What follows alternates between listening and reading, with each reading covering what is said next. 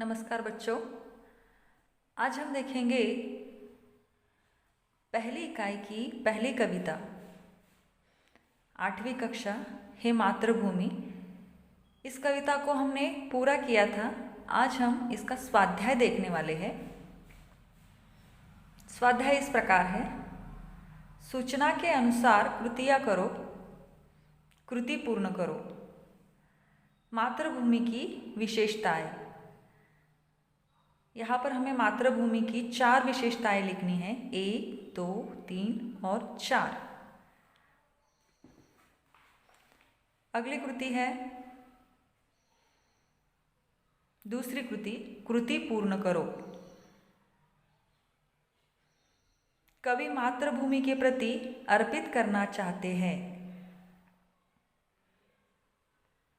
यहाँ पर 2 चौकोन दिए हैं और 2 चौकोनों में हमें उसका जवाब लिखना है।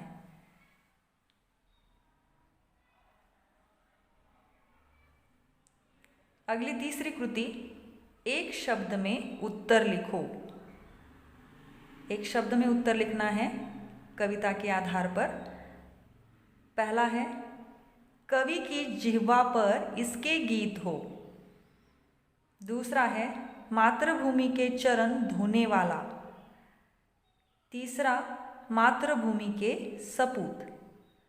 चौथा है, प्रतिदिन सुनने सुनाने योग्य नाम। पांचवा, मातृभूमि के चरणों में इसे नवाना है। अब अगली कृति क्या करनी है देखेंगे। चौथी कृति है, कविता की पंक्तियाँ पूर्ण करो। इसके लिए हमें कविता ध्यान से पढ़नी होगी और जो रिक्त स्थान दिए हैं वो पूरे करने होंगे। पहले शब्द दिए गए हैं, सेवा में तेरी। बाकी रिक्त स्थान है, यहाँ पर 2 चरण दिए गए हैं और अंतिम जो है, बलिदान मैं जाऊं। अब ये 4 कृतियाँ हमें पूर्ण करनी है इस स्वाध्याय में। तो चलिए अब हम इसके जवाब लेने वाले हैं।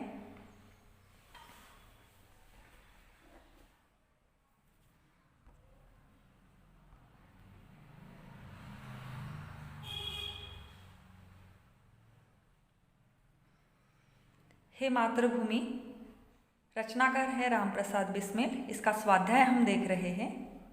अब हम क्या करने वाले हैं, इसके जवाब हम लेने वाले, ये कृतियाँ हम सुलझाने वाले हैं। पहली कृति इस प्रकार थी, सूचना के अनुसार कृतियाँ करो, कृति पूर्ण करो।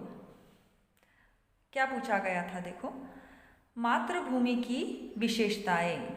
जब हम कविता को ध्यान से पढ़ते हैं तो हमें मातृभूमि की विशेषताएं मिल जाती है। 4 विशेषताएं हैं। पहला है, रामकृष्ण जैसे सुपूतों का जन्म यहाँ पर हुआ है, इसलिए उसकी पहली विशेषता है, रामकृष्ण जैसे सुपूतों का जन्म यहाँ पर हुआ है। दूसरा, समुद्र इसे प्रणाम करता है, यह उसकी दूसरी विशेषता है। तीसरी विशेषता, समुद्र नित्य इसकी पदरोज को धोता है, मतलब चरणों को धोता है। और चौथी विशेषता है, मातृभूमि का पुण्य नाम। अब अगली कृति की तरफ बढ़ेंगे। दूसरी कृति है हमारी, कृति पूर्ण करो।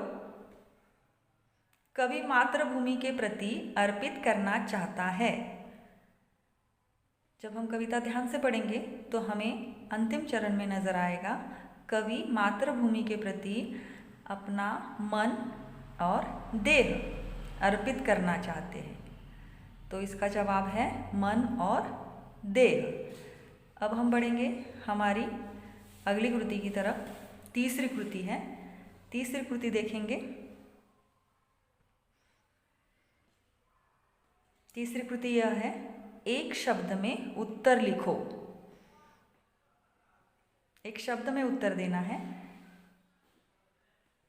पहली कृति, कवि की जिह्वा पर इसके गीत हो। तो इसका जवाब है मातृभूमि के। कवि की जिह्वा पर मातृभूमि के गीत हो। दूसरी कृति देखो, मातृभूमि के चरण धोने वाला। मातृभूमि के चरण धोने वाला, यह प्रश्न पूछा गया है, तो मातृभूमि के चरण धोने वाला है समुद्र। तीसरी कृति, मातृभूमि के सपूत। मातृभूमि में जन्मने वाले सपूत, उपजे सपूत श्री रामकृष्ण, ये मातृभूमि के सपूत हैं। प्रतिदिन सुनने सुनाने योग्य नाम। कविता ध्यान से पढ़ते हैं तो हमें मालूम हो जाता है प्रतिदिन सुनने सुनाने वाला योग्य नाम है मातृभूमि का। अब पांचवी कृति, मातृभूमि के चरणों में इसे नवाना है। तो मातृभूमि के चरणों में हमें शीश नवाना है, तो इसका जवाब हुआ शीश। अब चौथी कृति की तरफ बढ़ेंगे हम। चौथी कृति है, कविता की पंक्तियां पूर्ण करो। अब यहाँ पर हमें 2 चरण दिए गए हैं। कविता जब हम ध्यान से पढ़ेंगे तो ये दोनों चरण हमें मिल जाएंगे। यहाँ पर कुछ शब्दों की शुरुआत की है, सेवा में तेरी। ये शब्द हमें स्वाध्याय में दिए गए हैं। आगे वाले शब्द हमें लिखने थे कविता में से ढूंढकर और पंक्तियाँ पूर्ण करनी थी।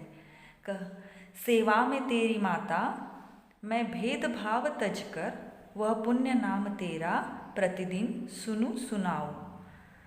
तेरे ही काम आऊं, तेरा ही मंत्र गाऊं, मन और देह तुम पर। अब ये सारी जो है 1, 2, 3 और 4 ये पंक्तियाँ हमने कविता में से ढूंढकर निकाली है।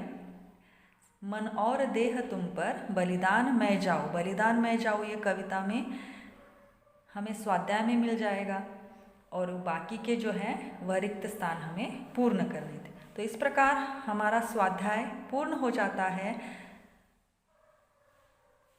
आशा है आप लोगों को समझ में आ गया होगा। ये स्वाध्याय आप लोगों को अपनी कॉपी में लिखना है।